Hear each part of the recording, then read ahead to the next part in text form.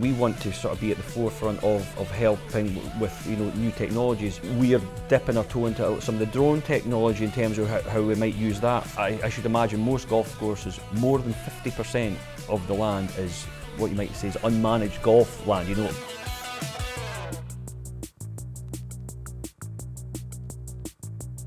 Sandy Reid, welcome to Changing the Business of Golf. Sandy, in this series I ask all of our guests for 3 things that they would do to change the business of golf for the better. But before we get into those 3 things, let's just hear a little bit about you. You grew up in the Central Highlands of Scotland. Your father was a deer stalker, I believe. So tell me a little bit about that childhood and indeed how you got into golf. Correct, yes. I brought up in just north of a village called Blair Athol, and that's where I was introduced to golf, a little 9-hole course there. My father did golf a little bit when he could get an opportunity, perhaps on a Sunday, and he would introduce my younger brother and I to golf. I think I was around about 8 years old. They had a good little junior section there that we played in, and we had a couple of friends who, their father was also a deer stalker a little further up the road, and the 4 of us would always play together as well. So a really nice introduction to golf and a wonderful little golf course. And I think, if I'm right in saying, you had some work experience at golf courses in greenkeeping, perhaps as a teenager. So was that was your introduction to the business side of golf? Correct, yes. The head greenkeeper at Pitlochry Golf Club, which was maybe 15 miles down the road from where I lived, he was a family friend, and when I was 14 he asked if I would be interested in some school holiday work at the golf course there. So yeah, for 3 years, from 14, 15, 16, I worked Easter and summer holidays at Pitlochry Golf Club and very much enjoyed it. Yeah, so that was my introduction to greenkeeping. So I wonder, what was it about it that you enjoyed? Was it being out in the open? Was it the job? Well, tell us about some of the work that you were doing and what the appeal was. Why did you like it? I was brought up in the outdoors, and I was still in an outdoor environment. I love the game of golf. I'm passionate about the game of golf. But there was this sort of team element to it. It was a relatively small team. I wasn't really getting to use any equipment, but I enjoyed, I guess, the feeling of achieving something. It's never really changed throughout greenkeeping for me. There's a sense of achievement, a physical achievement of being able to do something. And I think that's probably what really inspired me as a teenager. And did you know at that time that's what you wanted to do? You wanted to become a greenkeeper? Because I think you left school at 16, and did you pursue greenkeeping at that point?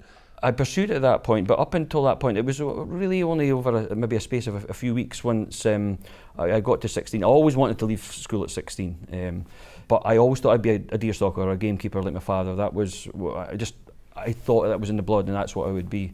I might have had a wise head and young shoulders at that point, because being a deer stalker, gamekeeper, there was a bit of momentum about anti-blood sports and stuff, and I remember thinking, I don't know if gamekeeping will be that secure a job for the long term, and I had enjoyed greenkeeping, and I remember having a conversation with my father one day. You know what, I think I'd like to pursue greenkeeping and like to go to college to study it, and he was very supportive of it, and I've never really looked back. I think I've made the right choice. I do miss living in the country. My brother is a gamekeeper up in Braemar, but I've thoroughly enjoyed greenkeeping.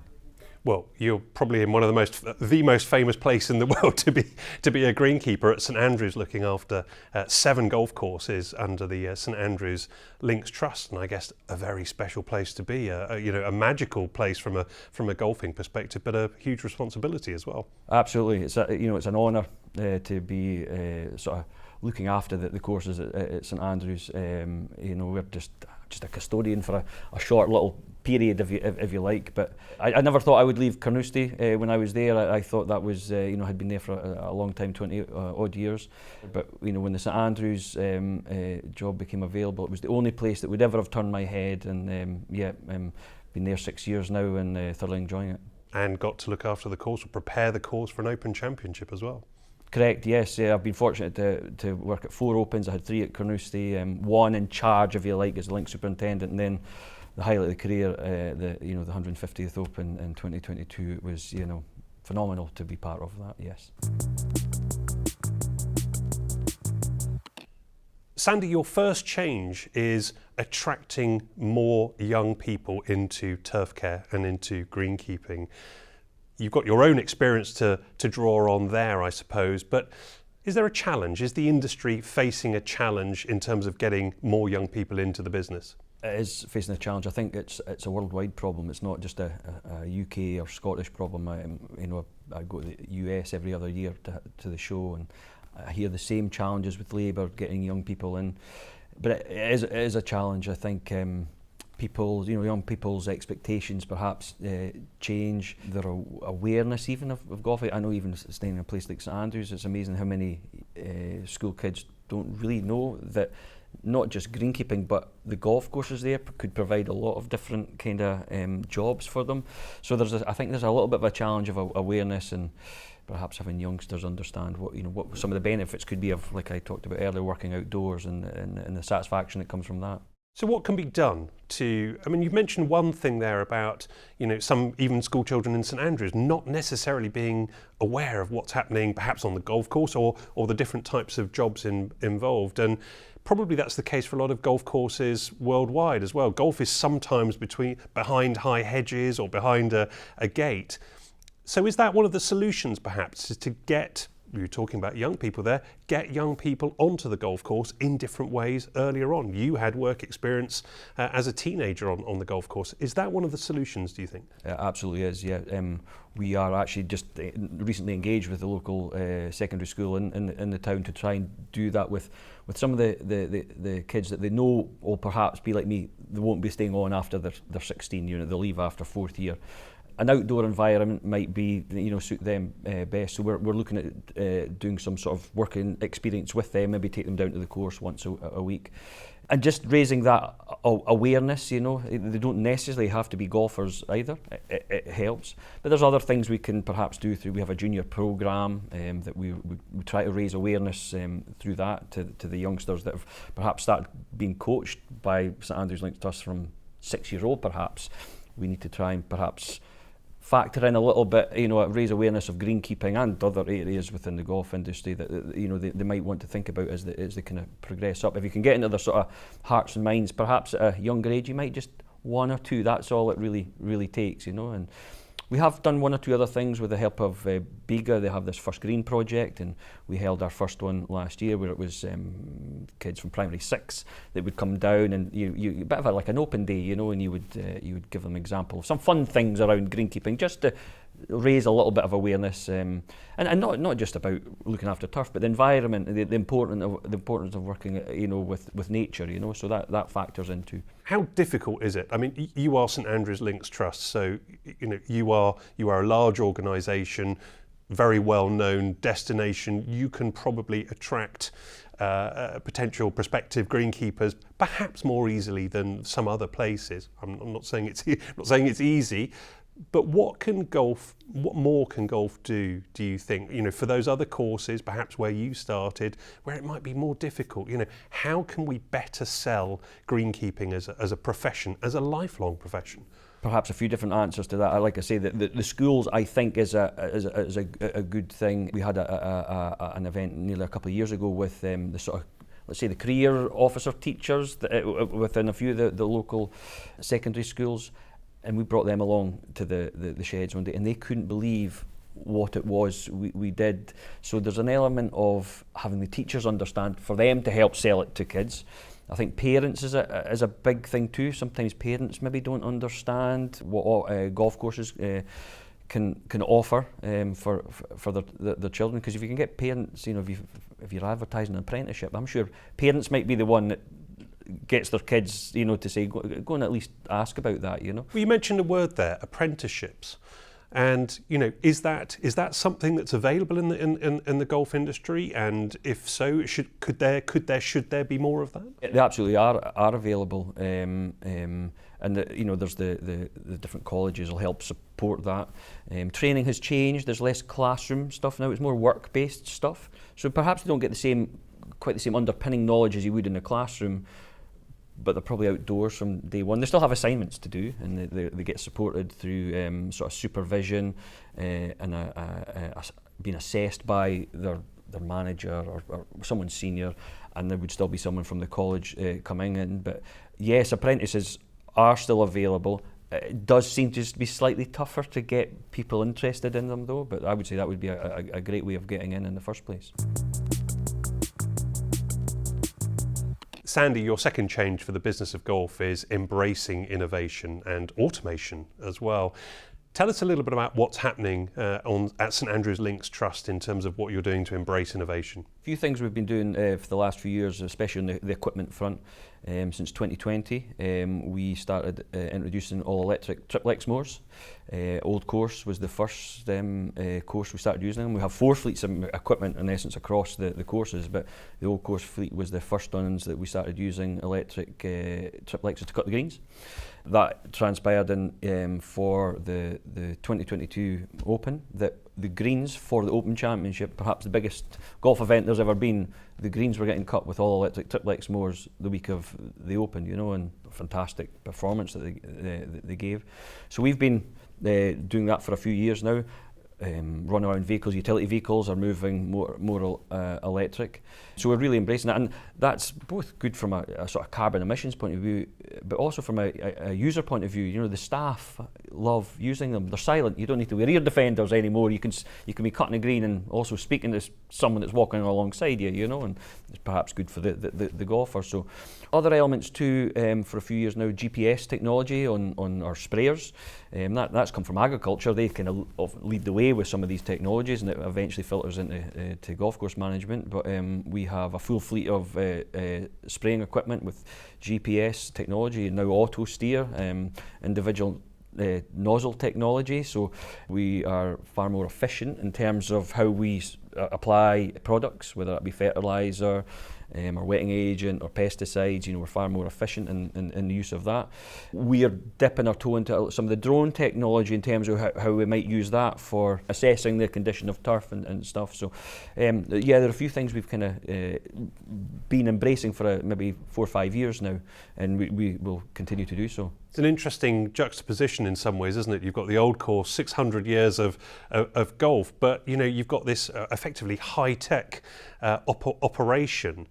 But there's always been a history of innovation at St Andrews, going back to Tom Morris. Tom Morris was the leading innovator of his time. He came up with a lot of different ideas. Top dressing was was a practice that he came up with almost perhaps by accident, I think. But he was always making changes, not just to the golf course, but the practices in terms of what you did. But we're aware of that. We are, a leader within the golf industry, and we want to sort of be at the forefront of helping with new technologies. But it's important we do embrace that history and heritage. There is an element whereby golf is played by people. Their feet are on the turf and their eyes are on the turf. And that's no different for greenkeepers. We still need to have our feet and eyes on the turf. So it's just finding that balance, really. But we're absolutely looking to embrace new technologies, but with an eye in the past, just to make sure we're honouring the sort of traditions of St Andrews, perhaps even Tom Morris. Some people watching might think, well, it's all very fine for St Andrews Links Trust to talk about technology and innovation, but what about those smaller businesses, those smaller courses, maybe that 9-hole course where you started golf? How do those businesses embrace innovation and perhaps even automation as well? Well, I think there are probably some solutions for most golf courses to embrace. New technologies can be quite expensive. I don't deny that, whether it be the electric machines or automated machines. But there are options there. It might be even some small hand tools or whatever. But I think they can all perhaps find something that might fit a little niche or a specific little job on a golf course, and maybe allow them to repurpose their staff for other elements or support their staff doing other elements when it comes to, say, automation. Electric equipment, that can be a cost saving for them. And I know some places don't have fuel tanks; they have to run to the petrol station to get fuel, petrol and diesel. There might be something where an electric buggy or an electric mower, even, that the logistics of that becomes a little bit easier for them. So I think there's a vast array of equipment that you could try and facilitate in your golf club. It's just finding that right one, really, or right few bits of kit that you think will be a worthwhile investment for the future. Sandy, the third change you've proposed to golf course and club businesses to think big about sustainability. So let's just talk a little bit about that. St Andrews Links Trust is launching a new sustainability policy in 2025. Tell us a little bit about that. Yeah, so that's something we've been looking at for almost 2 years now as a whole business. I think in general terms, greenkeeping, we do pretty well. You know, we're very environmentally conscious of what we do. Greenkeepers tend to be quite frugal in their approach to things anyway, but there's still things we can learn, especially across the wider business. We've been looking at how each department can play their part, if you like, whether that be retail, food and beverage, or wider golf ops. There's a lot that we have been looking into, and it covers a vast array of things. You know, it's not just purely about outside the environmental piece, you know. There's a lot of things we can do about waste and packaging and you know, suppliers, people. You know, there's a whole variety of things that we've been looking at. And yes, we're looking at sort of launching a new sort of sustainability policy. We have a working group and a steering group within the business. So we've got people, boots on the ground, if you like. You know, staff that are involved. It's not all coming from up above. There's staff that are on, you know, day-to-day jobs that are they're almost pushing on, if you like. You know, so across the business that we're looking at it, and it's a very important project and policy for us to be looking at. And I guess it's important for any business, but especially golf, because you know, through Syngenta's own research that we've done is, you know, showing that, you know, the perception of golf is often negative from outside of golf. So being able to demonstrate that you're thinking about it, as well as importantly doing it, is really, really important for a business. It's protecting your own interests.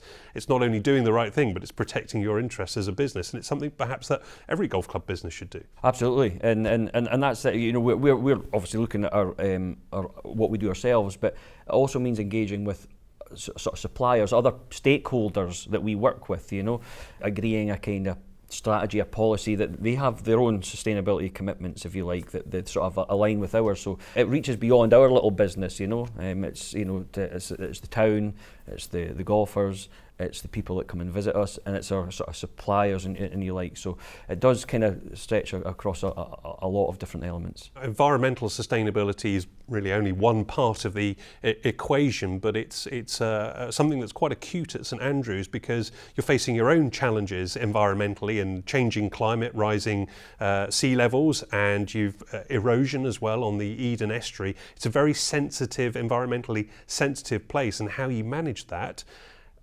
both for the benefit of the environment, but for the benefit of the business as well, I guess is a sensitive balance. Coastal management's a very important thing to us. Last year we had a new 10-year shoreline management plan drawn up with a look at not just the condition of the coastline, but the conservation, the day-to-day management that we do. And we employ a ranger service, 3 West Sands Rangers, that look after the West Sands, both the conservation and the sort of public side of it. You know, there's a lot of visitors come to the West Sands. We've got a good history of looking after our coastline through nature-based solutions, and that's primarily what we do, and we will continue to do. That generally means moving sand. You know, taking sand from low tide, building new dunes, or building the beach up. We know that the sea will eventually take some of this sand back, but it just only takes a few hundred meters out, and we're able to move it back just to sort of maintain the line. And I've only been there a short while, but we've got a good record, and I'm proud to continue that. It's very important for us, because the Old Coast is a big asset, not just for Fife, but for the whole of Scotland. You know, when it comes to golf, so it's important that we are kind of maintain our kind of boundary, if you like, as best we can. But it's a good example of golf and nature working hand in hand as well, in some ways, isn't it? Because you've got a site of special scientific interest there, you've got 120 hectares, which are effectively almost like a wildscape, really.